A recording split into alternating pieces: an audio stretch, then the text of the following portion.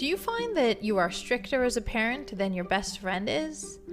Are you more relaxed than most of your friends when it comes to how you're raising your kids? And are you unsure about how you're choosing to parent your children?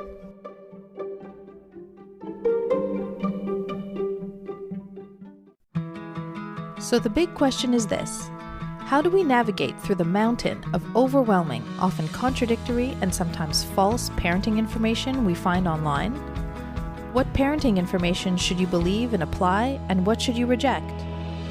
That is the big question, and in this podcast, we will help you understand what underlies your child's behavior and explain how to react in a way that favors your child's optimal development. I'm Alexandra Scherzer, and welcome to Dr. Solomon's Wisdom.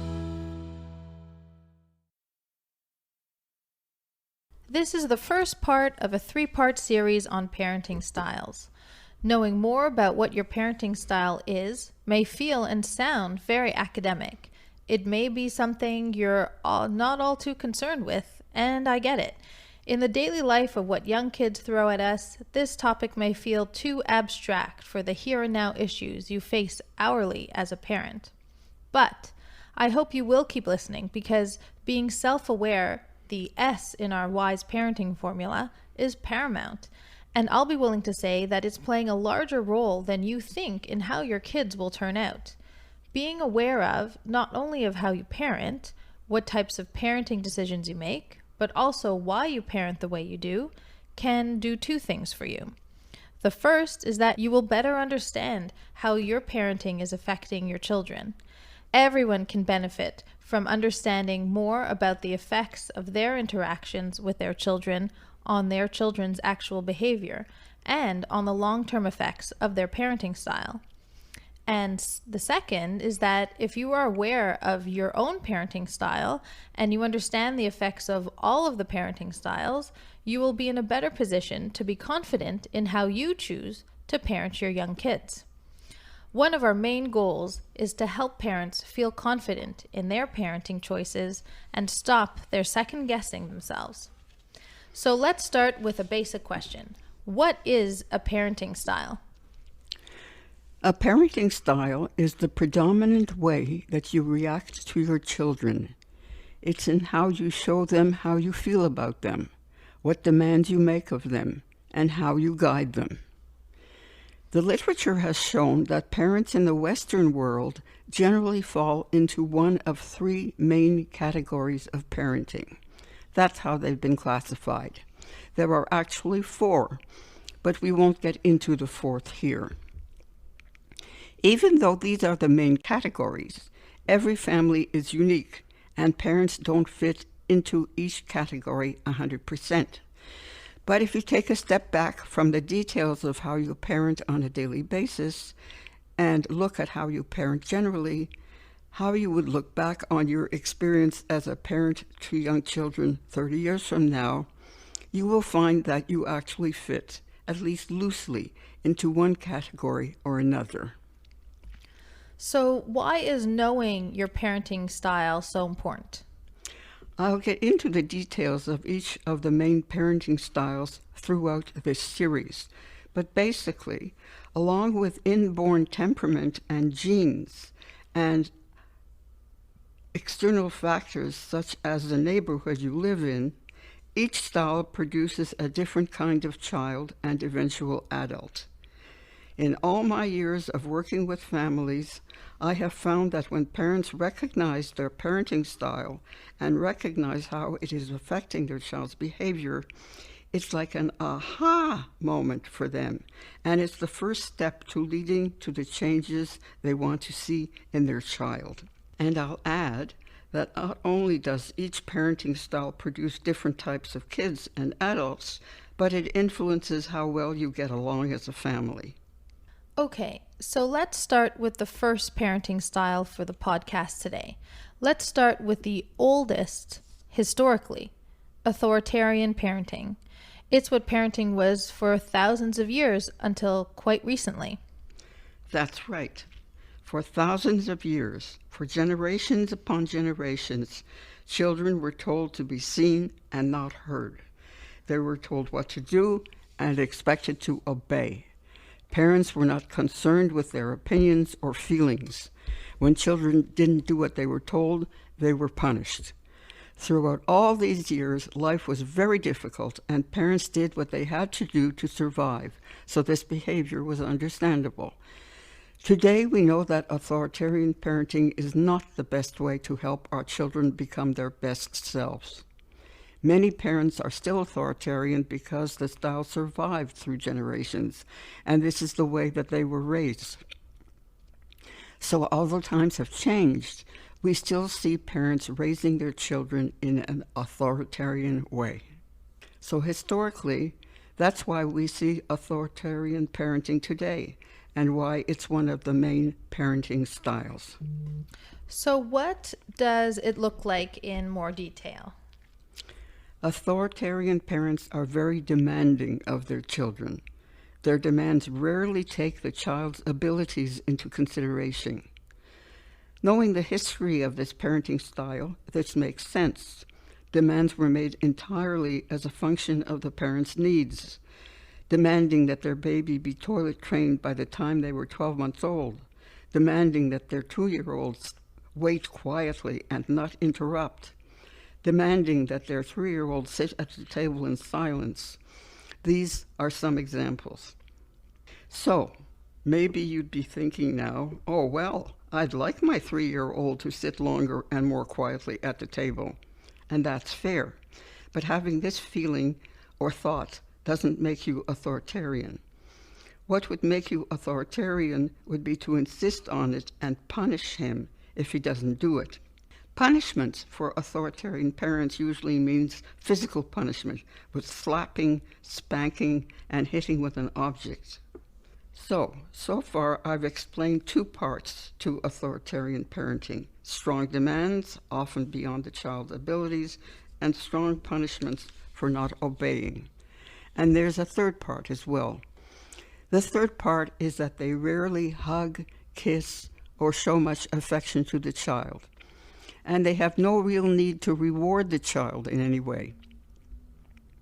Examples of rewards would include goodnight kisses, spontaneous affection when the child comes home from daycare or school, comes home from his friend's house, and there is no recognition or appreciation for the child having done something well or expected.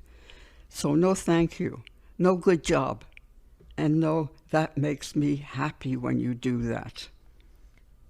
So earlier we described that parenting styles produce certain kinds of kids.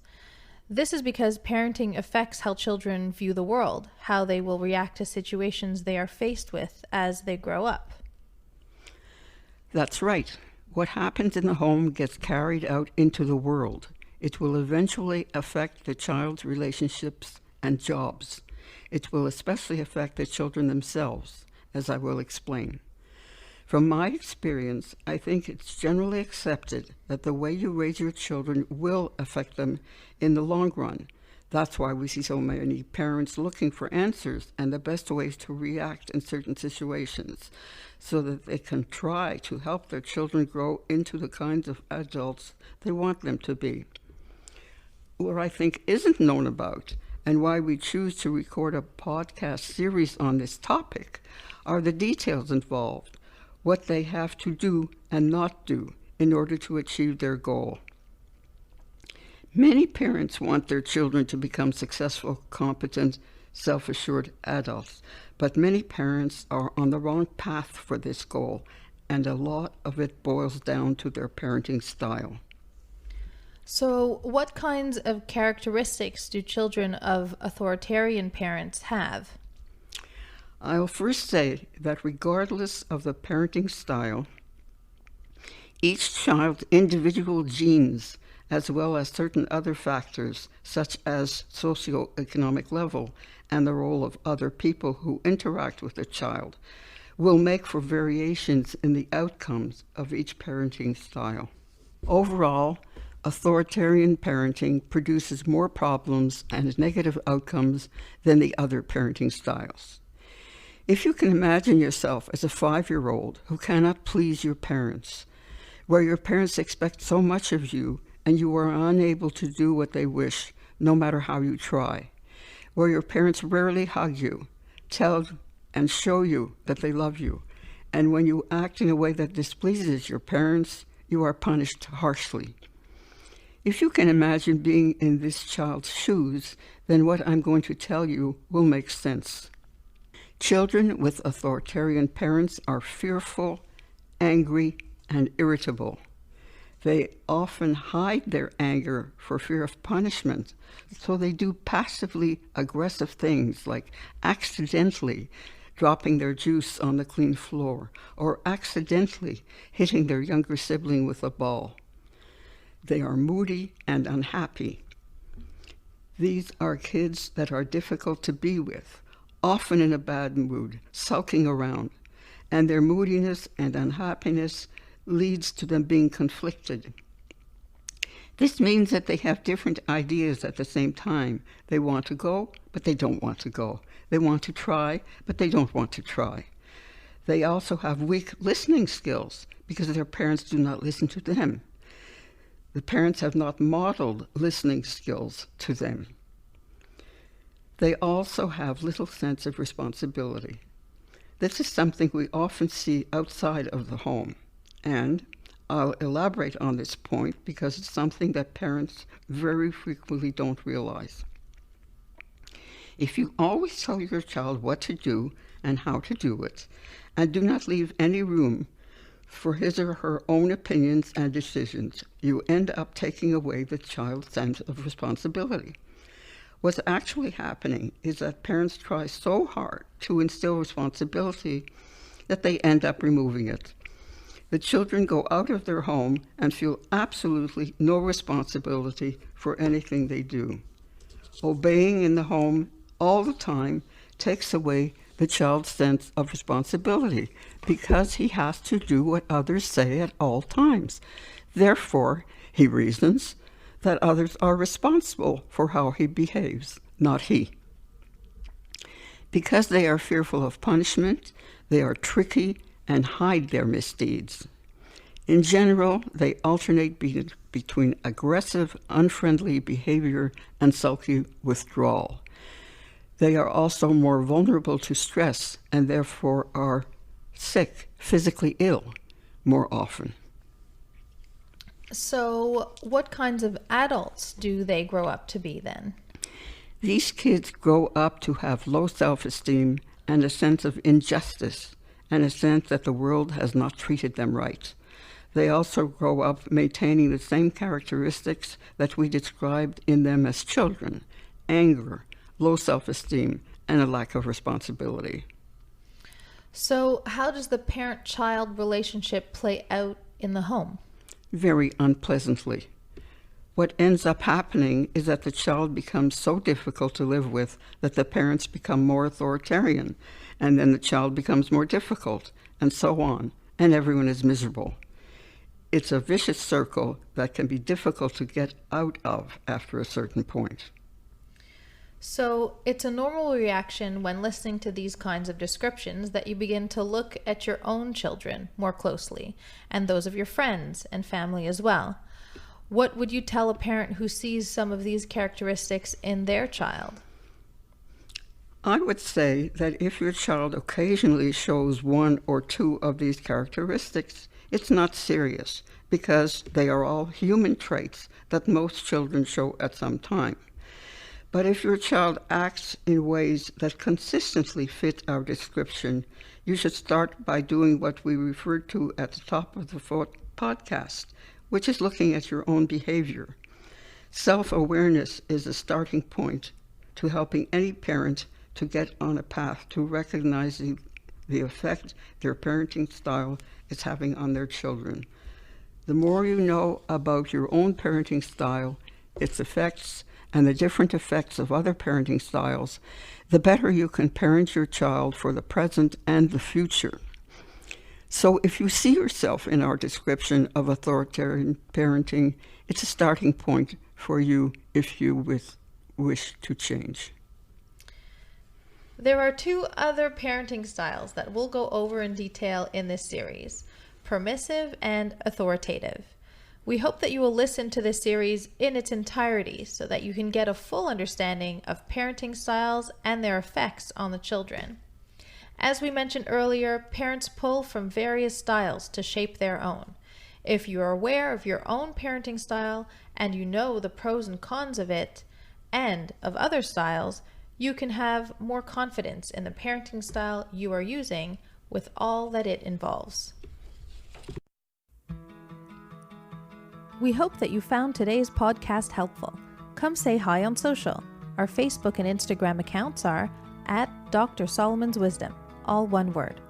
You can subscribe to the Wise Parenting Podcast on any podcast app, including Spotify, the Apple and Google podcast apps, or wherever you listen. Parenting advice keeps changing on us, depending on what you read and who you listen to. This is making parents feel like they're doing a bad job. And worst of all, many parents today don't know who to trust for what is probably the most important job they'll ever have. So if you're the parent of a young child and you would like to feel clearer, more confident, and more at ease about your parenting decisions, then the Wise Parenting Academy can help you get there. With on-demand access to our extensive lecture and seminar series, as well as exclusive one-on-one guidance from Dr. Solomon, the Wise Parenting Academy is the perfect next step to building the best long-term outcomes for your child. Come check us out at thewiseparentingacademy.com. Thank you for listening, and we hope you will join us again.